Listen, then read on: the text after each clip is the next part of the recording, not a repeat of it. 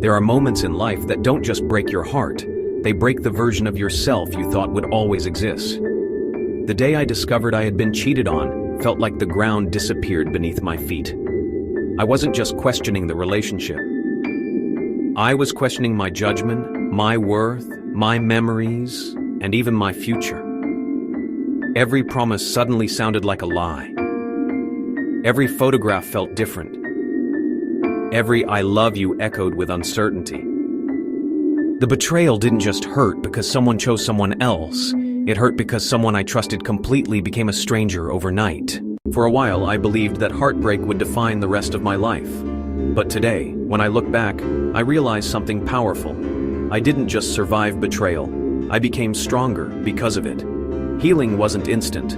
It happened one decision at a time. These are the 10 steps that helped me stop living as a victim and start living as the author of my next chapter. Step 10. I allowed myself to feel everything. My first instinct was to pretend I was okay. I smiled when people asked how I was doing, but every night I fell apart in private. Eventually, I realized healing couldn't begin until honesty did. I cried, I prayed, I wrote down everything I was feeling. I admitted that I was angry, disappointed, confused, and heartbroken. I learned that emotions are like waves. They are meant to be felt, not suppressed. The day I stopped hiding my pain was the day I stopped letting it control me. Step 9. I stopped blaming myself for someone else's choice. For weeks I searched for answers inside myself. Was I not attractive enough? Did I work too much? Did I miss warning signs? I replayed every conversation looking for something I could have done differently. Then, one day, I realized a difficult truth. Someone else's decision to betray trust belonged to them. Every relationship has challenges, but betrayal is still a choice. Owning my imperfections was healthy. Carrying responsibility for another person's choices was not. Step 8. I cut off what kept reopening the wound. I kept looking at old messages, photographs, and social media updates, hoping somehow they would make the pain easier to understand. They never did. Instead, they kept reopening wounds that were trying to heal. So I stopped feeding my heartbreak. I removed constant reminders that kept me emotionally trapped. Creating healthy distance wasn't about revenge. It was about giving my heart the room it needed to recover. Step 7. I remembered who I was before the relationship. Somewhere along the way, I had built my identity around us instead of me. After the breakup, I asked myself a question that changed everything. Who was I before this relationship? I started rediscovering hobbies, dreams, friendships, and passions I had neglected. I wasn't trying to erase the past. I was rebuilding the parts of myself that had been forgotten. Step 6. I stopped letting bitterness live rent-free in my mind. Every day I replayed what happened, imagining different endings and conversations that would never occur. Then I realized the betrayal had ended, but I was allowing it to happen repeatedly inside my own thoughts.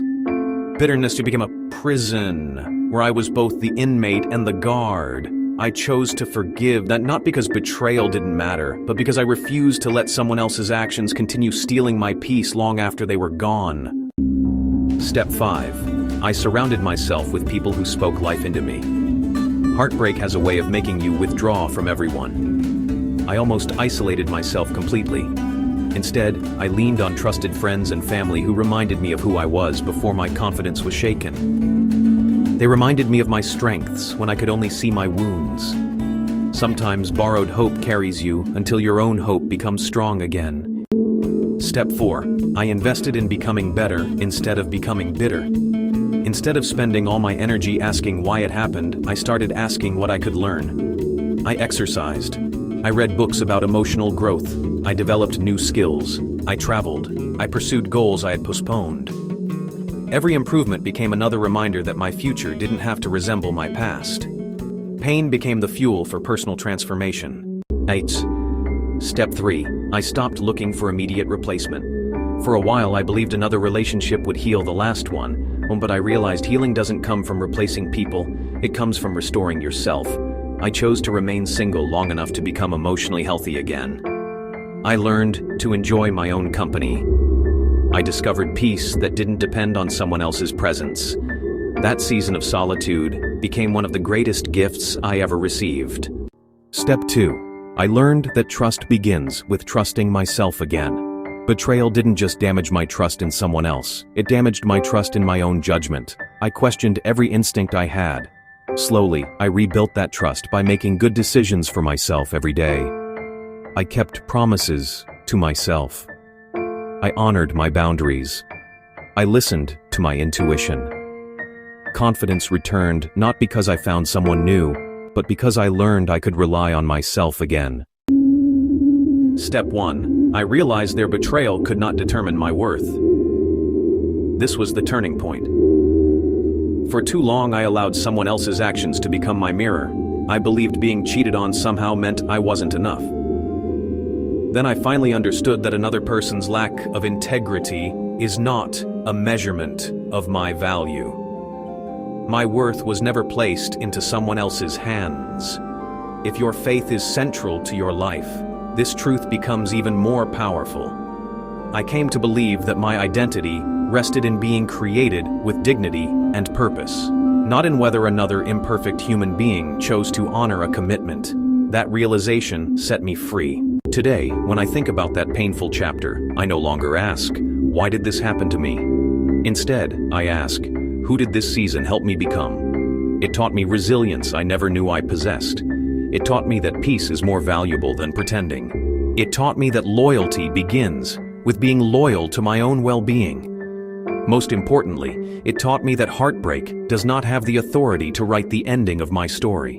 One day I stopped waiting for an apology that might never come. I stopped needing closure from someone else because I found closure within myself. I realized that my future deserved more attention than my past.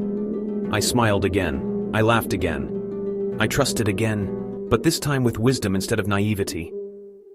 If my journey has taught me anything, it is this. Betrayal can break your heart, but it does not have to break your future.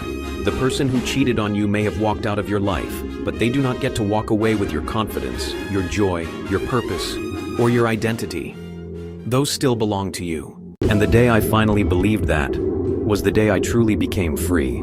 If you enjoyed this video, please like and subscribe to the Digital Mentor 777 via YouTube.